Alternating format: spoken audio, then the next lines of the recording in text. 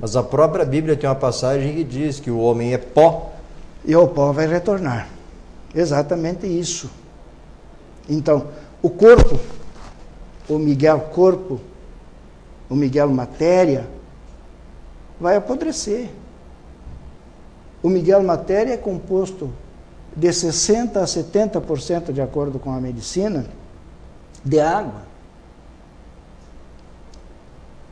Essa água, onde é que vai? Quando o cara morre, ela vai evaporar, vai subir, vai se juntar a outras partículas de água e vai formar chuva, vai para o rio, vai para o mar. E o Miguel Espírito? E o Miguel Espírito vai, digamos assim, pagar as dívidas que ele tiver com o princípio divino. Mas por que o Miguel Espírito? Então, assim, por que os corpos sentem dor? Na realidade, os corpos são mutilados, os corpos são atrofiados, como tu falaste há pouco. Na realidade, quem sente dor não é, na realidade, o corpo. Mas pelo menos sente no corpo, digamos. É que digamos assim, a junção espírito, matéria, é plena. Cada célula do meu corpo físico é ligado ao espírito. Então, em realidade, quem sente não é o corpo físico, porque o corpo físico é terra, é ferro, mercúrio, e aquela terceira parte que tu falaste, chamada alma, entra onde aí? Aí, o que nós podemos dizer é o seguinte, são questões semânticas, questão de dificuldades de entendimento, dificuldades de termos que possam representar exatamente aquilo que é. Como, por exemplo, na divisão setenária, ou essa filosofia Veda, que conseguiu dissecar o corpo, o nosso conjunto, o nosso agregado humano, conseguiu separar, através do magnetismo, 7 partes distintas. Não sei se valeria a pena falar alguma coisa sobre ela. Não, acho que tudo vale a pena. Tudo vale a pena. Que nem dizia o poeta. Quando a alma não é pequena. Então, a primeira parte que esses Vedas, esses intelectuais antigos, antes dos conhecimentos mais modernos, dos filósofos modernos em vista aos Vedas, né? Que seria Pitágoras. Mais recentes, digamos. Recentes. Eles conseguiram dissecar, então, o conjunto, o homem, em corpo físico. Esse corpo físico é o pó da terra que vai retornar à terra. É a matéria. A matéria. O corpo etérico, que faria, digamos assim, a junção entre o corpo físico e os outros corpos que se denominam corpos espirituais. O espírito. Tá? Então seria a solda do circuito. Esse corpo, muitas pessoas que têm uma certa sensibilidade maior conseguem ver na morte da pessoa que esse corpo é tipo uma fumacinha que se volatiliza no ar. Ele também pertence ao mesmo material da Terra, só mais sutil. O corpo é uma espécie de gás, digamos assim. É difícil porque não se tem nomenclatura que possa identificar isso. Mas seria, digamos, um gás, para ilustrar, um gás. Uma fumaça, uma serração. Dá uma serração. Depois, o corpo astral, que é onde se fixam todas as imperfeições que a matéria causou no espírito.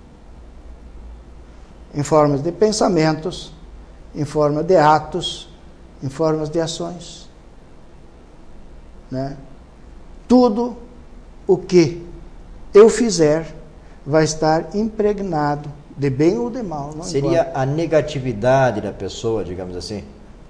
Não é só a parte negativa, tudo.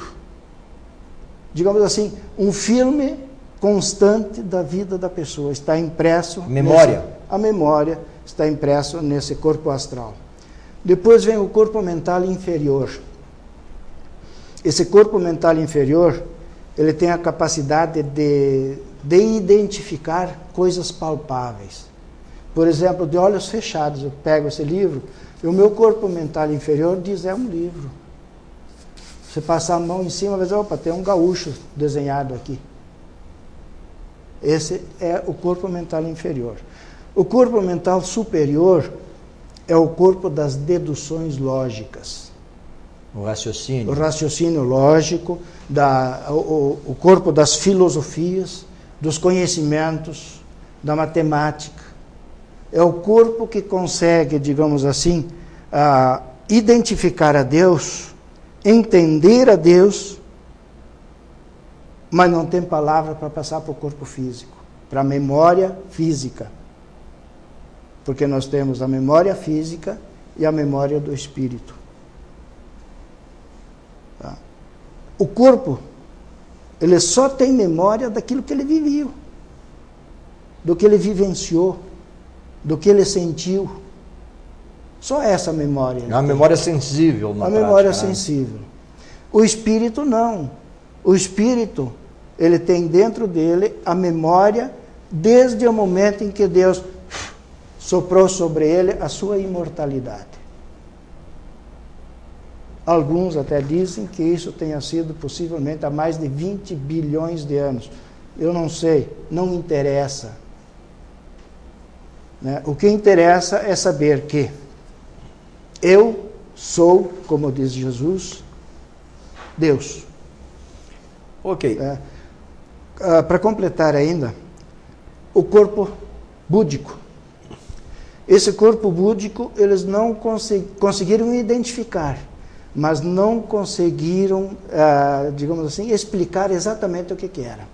Apenas sabe-se que ele envolve o sétimo corpo, que é a essência divina, chamada de corpo átmico, também chamado de eu cósmico, Atman, e outros nomes, eu sou. Né? Então, esta é a personalidade dentro de nós, que é Deus. O momento que essa personalidade, que essa divindade dentro de nós, como diz Jesus, conseguir dominar os instintos da matéria, aí nós nos tornaremos tão poderosos como Jesus. E Jesus disse, se tiverdes fé como um grão de mostarda, direis a essa montanha, lança-te ao mar, e ela irá. Infelizmente, o tempo está nos lançando fora do ar. Tudo bem. Né? Nós agradecemos ao escritor Miguel Arcângelo Fácio, autor de Onipresença de Deus, editado pela Editora Méritos aqui de Passo Fundo recentemente. Boa noite, Miguel. Boa noite. Obrigado pela tua presença. Eu espero que os que tiverem oportunidade de ler esse livro possa servir para abrir a mente. Obrigado aos telespectadores. Se eu posso dizer mais uma coisinha pequena, eu entendo hoje Deus um pouco diferente. Depois que eu li tudo isso, que escrevi o livro, me surgiu a intelectualização de Deus como sendo as águas. E nós, cada um de nós, uma gota dessa água. Alguns lá na nascente do rio, bem limpinha, outros passando por São Paulo e outros já lá dentro do mar. Ok. Obrigado aos telespectadores e às telespectadoras e até o próximo programa Literatura Local, esta parceria da TV Câmara e da Academia Passo Fundo de Letras. Boa noite.